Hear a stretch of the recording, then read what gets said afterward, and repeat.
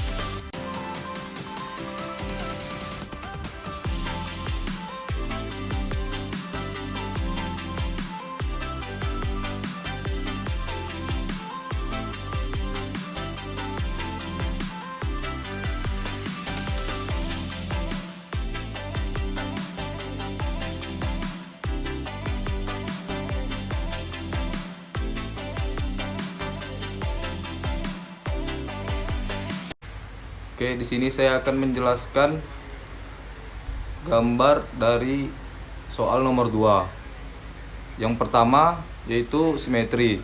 Permukaan datar yang terletak di tengah celah alur pasak harus berada dalam dua bidang sejajar yang dipisahkan dengan jarak 0,05 satuan. Dua bidang paralel adalah simetri sehubungan dengan sumbu datum D ketika poros dan celah alur pasak diproduksi pada kondisi material maksimumnya MMC. Toleransi ini adalah jenis toleransi lokasi. Setelah itu nomor 2. Nomor 2 itu konsentrisitas. Sumbu datum silinder runcing harus berada dalam zona toleransi silinder dengan jarak diameter 0,01 satuan. Sumbu zona toleransi harus koaksial dengan sumbu datum B. Seterusnya yang ketiga, konsentrisitas.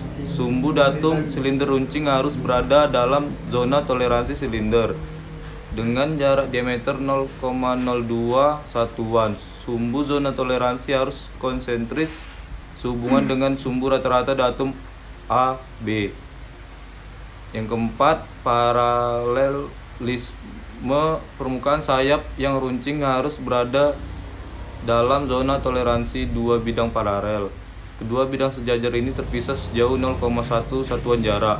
Juga bidang paralel sejajar dengan permukaan datum C. Yang kelima, tegak lurus dan datar. Permukaan runcing harus berada dalam zona toleransi dua bidang sejajar yang terpisah satu sama lain dengan jarak 0,2 satuan. Bidang paralel harus tegak lurus terhadap sumbu datum AB. Selain itu, permukaan runcing juga harus berada dalam zona toleransi lain dari dua bidang paralel yang terpisah satu sama lain untuk jarak 0,01 satuan. Setelah itu yang nomor 6, lokasi. Pusat setiap lubang harus berada dalam zona toleransi silinder dengan diameter 0,5.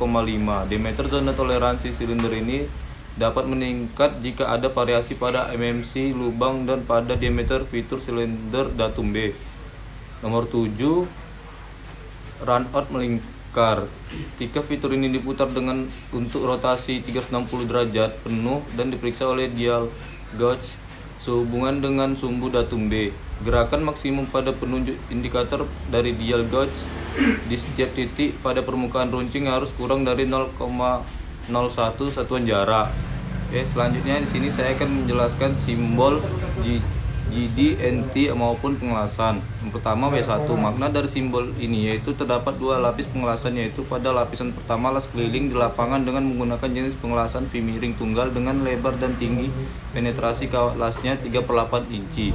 Dan untuk lapis kedua yaitu menggunakan las sudut T tunggal dengan sudut 45 derajat, lebar dan tinggi penetrasinya 3/8 inci. W2 memiliki makna terdapat dua sisi pengelasan. Sisi pertama terdapat dua lapis atau dua las pengelasan. Lapisan pertama menggunakan jenis pengelasan miring dengan lebar dan tinggi penetrasi kawat lasnya 3/16 inci. Dan lapisan kedua menggunakan jenis pengelasan sudut T tunggal dengan sudut 45 derajat dan tinggi lebar penetrasi kawat lasnya sebesar 3/8 inci. Untuk sisi yang kedua itu sama seperti sisi yang pertama. W3 maknanya yaitu las keliling di lapangan dengan menggunakan jenis pengelasan sudut ganda dengan lebar dan tinggi penetrasi kawat lasnya yaitu 1/4 inci. W4 yaitu las keliling di lapangan atau las sudut kontinu dengan menggunakan jenis pengelasan miring dengan tinggi dan lebar penetrasi kawat lasnya 1/4 inci. W5 sama seperti W4. W6 terdapat dua lapis pengelasan. Yang pertama adalah lapisan dengan menggunakan jenis pengelasan miring dan yang kedua adalah lapisan dengan menggunakan jenis pengelasan T tunggal dengan lebar dan tinggi kawat lasnya yaitu sama-sama 7/8 inci. W7 sama memiliki dua lapisan pengelasan juga. Lapisan pertama menggunakan jenis pengelasan miring dan lapisan kedua menggunakan jenis pengelasan T tunggal dengan lebar dan tinggi penetrasi kawat lasnya yaitu sama-sama 3/8 inci. W8 maksudnya yaitu las keliling di lapangan dengan menggunakan jenis pengelasan T tunggal dengan jalur pengisian atau pengelasan pada bagian depan dan belakang. W9 las keliling di lapangan dengan menggunakan jenis pengelasan sudut T tunggal dengan lebar dan tinggi penetrasi kawat lasnya 1/4 inci W10. Menggunakan jenis pengelasan sudut ganda dengan lebar dan tinggi penetrasi kawat lasnya yaitu 1/4 inci. Dan terakhir W11. Terdapat dua sisi pengelasan. Yang pertama yaitu pengelasan dengan menggunakan jenis pengelasan sudut T tunggal dan lebar dan tinggi penetrasi kawat lasnya 1/4 inci. Dan untuk yang pertama menggunakan jenis pengelasan V miring tunggal dengan menggunakan tinggi dan lebar penetrasi kawat lasnya 1/2 inci. Dan untuk lapisan yang kedua menggunakan jenis pengelasan T tunggal dengan sudut 45 derajat dengan lebar dan tinggi penetrasi kawat lasnya 3/4 inci.